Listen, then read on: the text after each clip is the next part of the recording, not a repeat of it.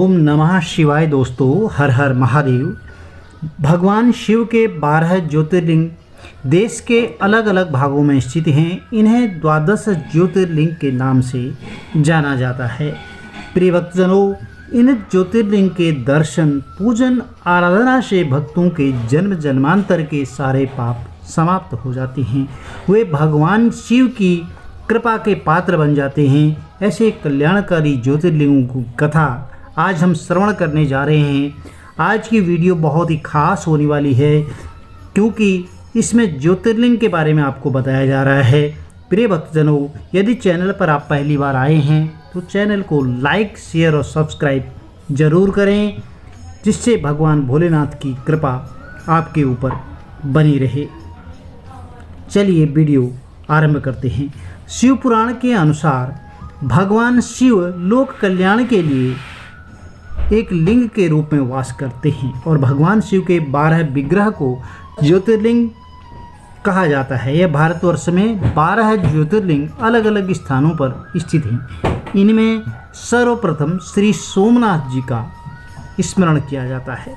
तो श्रावण माह में ज्योतिर्लिंगों के दर्शन, पूजन बहुत बड़ी संख्या में श्रद्धालु आते हैं। ऐसी मान्यता है कि भगवान शिव के ज्योतिर्लिंग के दर्शन मात्र से ही सभी कष्ट दूर होते हैं और व्यक्ति को मोक्ष की प्राप्ति होती है। एक श्लोक है इसके बारे में। सौराष्ट्रे सोमनाथम च श्रीशैले मल्लिकार्जुनम उज्जैन्यां महाकालम ओंकारे ममलेश्वरम केदारं हिम्मतपृष्ठे डाकिन्यां भीमशंकरं वाराणस्यां च विश्वेशं त्र्यम्बकं गौतमीतटे वैद्यनाथं चिताभूमौ नागेशं दारुकावने सेतुवन्धे च रामेशं घुष्मेशं च शिवालये द्वादशैतानि नामानि प्रातरुत्थाय यः पठेत् सर्वपापः विनिर्मुक्तः सर्वसिद्धि-फलो भवेत्। शिव पुराण से लिया गया है यह। प्रिय भक्तजनों, इसका अर्थ कुछ इस प्रकार है। सौराष्ट्र में सोमनाथ, श्रीशैल पर मल्लिकार्जुन, उज्जैन में महाकाल और ओमकार तीर्थ में परमेश्वर, हिमालय के शिखर पर केदारनाथ, डाकिनी में भीमशंकर, वाराणसी में विश्वनाथ, गोदावरी के तट पर त्र्यंबक, चिताभूमि में वैद्यनाथ और दारुकावन में नागेश, सेतुबंध में रामेश्वर और शिवालय में घुष्मेश्वर का जो स्मरण करता है।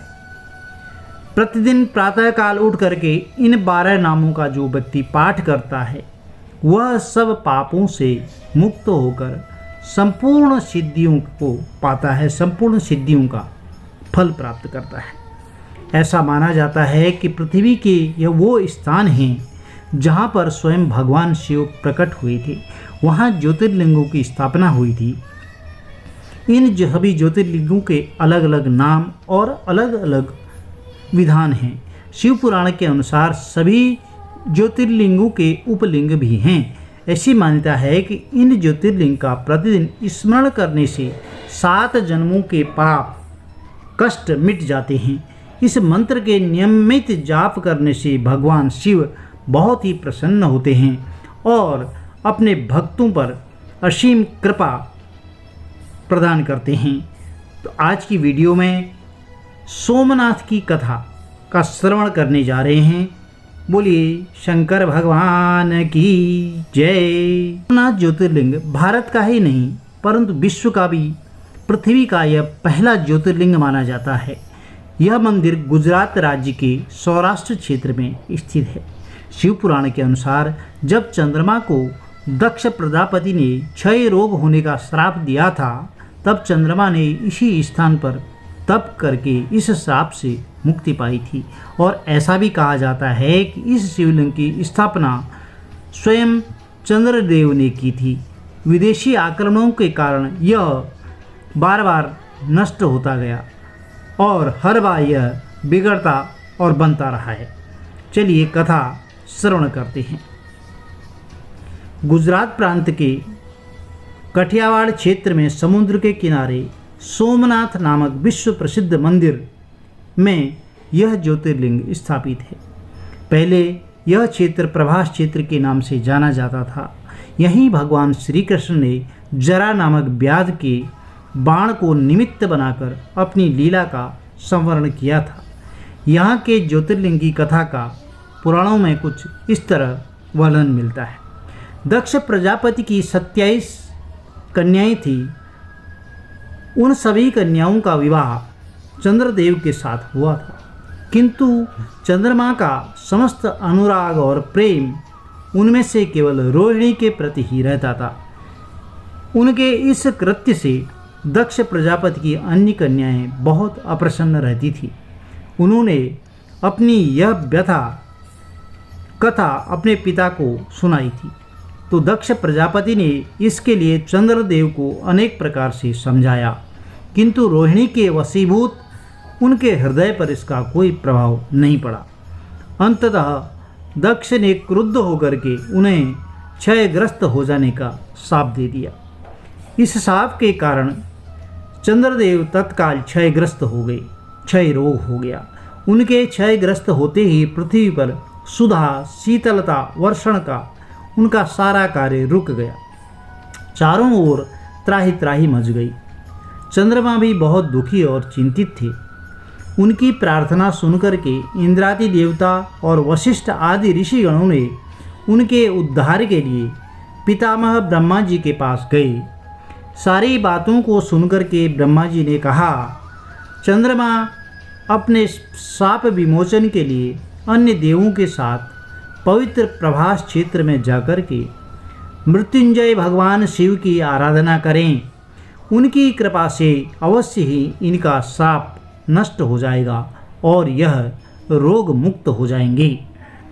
उनके कथनानुसार चंद्रदेव ने मृत्युंजय भगवान की आराधना की, पूजा की और सारा कार्य पूर्ण किया। उन्होंने घोर तपस्या करते हुए 10 करोड़ बार मृत्युंजय मंत्र का जाप किया। इससे प्रसन्न होकर के मृत्युंजय भगवान शिव ने उन्हें अमरत्व का वर प्रदान किया। उन्होंने कहा, चंद्रदेव तुम शोक न करो, मेरे वर से तुम्हारा श्राप विमोचन होगा और साथ ही साथ दक्ष प्रजापति के दक्ष वचनों की रक्षा भी हो जाएगी। कृष्ण पक्ष में प्रतिदिन तुम्हारी एक कला क्षीण होगी, किंतु पुनः शुक्ल पक्ष में उसी क्रम से तुम्हारी एक एक कला बढ़ जाया करेगी। इस प्रकार प्रत्येक पूर्णमासी को तुम्हें पूर्ण चंद्रत्व प्राप्त होता रहेगा। चंद्रमा को मिलने वाले इस वरदान से सारे लोकों के प्राणी प्रसन्न हो उठे। सुधाकर चंद्रदेव पुनः 10 दिशाओं में सुधा वर्षण का कार्य पूर्ववत करने लगे। श्राप विमुक्त होकर के चंद्रदेव ने अन्य देवताओं के साथ मिलकर मृत्युंजय भगवान से प्रार्थना की कि आप माता पार्वती जी के साथ सदा के लिए प्राणों के उद्धारार्थ यहाँ निवास करें। भगवान शिव उनकी इस प्रार्थना को स्वीकार करके ज्योतिर्लिंग के रूप में माता पार्वती जी के साथ तभी से यहाँ रहने लगे। पावन प्रभास क्षेत्र में स्थित इस सोमनाथ ज्योतिर्लिंग की महिमा महाभारत, श्रीमद् भागवत और स्कंद पुराण आदि में बहुत ही विस्तार से बताई गई है। चंद्रमा का एक नाम सोम भी है। उन्होंने भगवान शिव को ही अपना नाथ स्वामी मानकर यहाँ तपस्या की थी, इसलिए इस ज्योतिर्लिंग को सोमनाथ कहा जाता है। इसके दर्शन, पूजन, आराधना से भक्तों के जन्म जन्मांतर के सारे पाप कष्ट दूर हो जाते हैं। वे भगवान शिव और माता पार्वती की अक्षय कृपा का पात्र बन जाते हैं। मोक्ष का मार्ग उनके लिए सहज ही सुलभ हो जाता है। उनके लौकिक और पारलौकिक सारे कृत्य स्वयं सफल हो जाते हैं। बोलिए शंकर भगवान की जय। प्रिय भक्तजनों, यदि कथा आपके लिए अच्छी लगी हो तो चैनल को लाइक कीजिए, शेयर कीजिए और इस कथा को अपने बंधु बांधवों को शेयर कीजिए। साथ में बेल आइकन अवश्य प्रेस कर दीजिए, जिससे आने वाली वीडियोज़, कथाओं के नोटिफिकेशन आपको ज़रूर टाइम पर, समय पर मिल जाएं। और भगवान भोलेनाथ, माता पार्वती का आशीर्वाद आप पर सदा बने रहे। भगवान भोलेनाथ आप सबकी मनोकामनाएं पूर्ण करें। यह 12 ज्योतिर्लिंग की कथा पहला भाग थी और इसी तरह से आपको 12 कथाएं 12 ज्योतिर्लिंग की बताई जाएंगी। भगवान भोलेनाथ आप पर कृपा करें। हर हर महादेव। जय माता दी।